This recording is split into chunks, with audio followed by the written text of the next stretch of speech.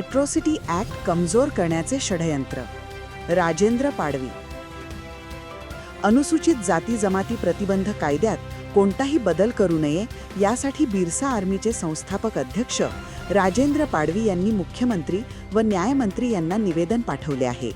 निवेदनात म्हटले आहे की न्यायमंत्री संजय शिरसाठ यांनी अनुसूचित जाती व जमातीवरील अन्याय प्रतिबंधक अधिनियमाच्या ॲट्रॉसिटीच्या बदल करण्याचे जाहीर केले आहे.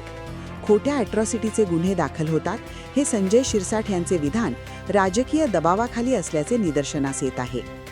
अनुसूचित जाती व जमाती अत्याचार प्रतिबंधक अधिनियम 1989 ॲट्रॉसिटी ॲक्ट समाजावरील होणारे अत्याचार, भेदभाव, अन्याय, मारहाण, अपमान व सामाजिक बहिष्कार करणाऱ्यांवर कडक शिक्षा होऊन अनुसूचित जाती जमातीचे संरक्षण करून समाजाला सन्मानाने व समानतेने जगण्याचा अधिकार आहे. ॲट्रॉसिटी कायदा दलित आदिवासींचे कवच आहे. या कायद्याचे कडक अंमलबजावणी करण्याऐवजी कमजोर करणे हे दुर्दैव. ॲट्रॉसिटी गुन्ह्याची नोंद कमी आहे आणि तरी देखील राजकीय दबावाखाली ॲट्रॉसिटी गुन्ह्याची नोंद बऱ्याच ठिकाणी केली जात नाही आणि झाली तरी अनेक वेळा पोलीस आरोपीला मदत केल्याची उदाहरणे आहेत. आता चौकशी करून गुन्हा दाखल करणार म्हणजे कायदा कमकुवत करण्याचे षडयंत्र आहे.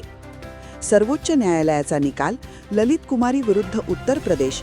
सर्वोच्च न्यायालयाने स्पष्ट केले आहे की जर तक्रारीवरून दखलपात्र गुन्हा घडण्याचे प्रथमदर्शनी दिसत असेल तर पोलिसांनी तात्काळ FIR नोंदवणे बंधनकारक आहे.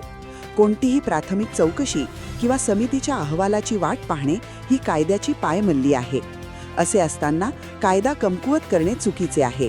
न्यायमंत्री यांनी केलेले विधान मागे घेऊन ॲट्रॉसिटी ॲक्टमध्ये कोणतेही बदल न करण्याची मागणी केली आहे. ब्युरो रिपोर्ट, आपला खबऱ्या. ॲट्रॉसिटी कायदा हा अनुसूचित जाती जमाती यांच्यासाठी एक सुरक्षा कवच आहे की जे समाजकंटक आहे, की भेदभाव करतात, अन्याय, मारहाण, अपमान किंवा सामाजिक बहिष्कार करतात. अशा समाजकंटकावर ही कडक कारवाई झाली पाहिजे आणि समाजाला सन्मानानं आणि समानतेने जगता यावं म्हणून हा कायदा करण्यात आलेला आहे. परंतु सामाजिक न्याय मंत्री यांनी एक चुकीचे वक्तव्य केलं की या ॲट्रॉसिटी कायद्याचा हा गैरवापर होतो आणि खोट्या ॲट्रॉसिटीचे गुन्हे दाखल होतात. हे त्यांचे वक्तव्य म्हणजे एक राजकीय दबावाखाली केलेलं एक वक्तव्य आहे. या वक्तव्याचा आम्ही बिरसा आर्मी संघटनेमार्फत जाहीर निषेध नोंदवतो की अनेक वेळा अन्यायग्रस्तांना न्याय मिळण्याऐवजी राजकीय दबावाखाली हे गुन्हेगारालाच पोलिसांचं सहकार्य मिळतं.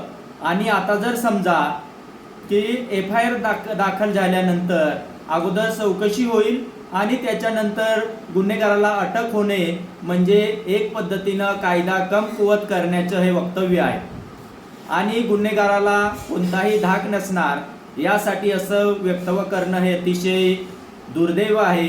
आणि या कायद्यामध्ये बदल करण्याचा अधिकार हा भारतीय संसदेला आहे, राज्याला नाही.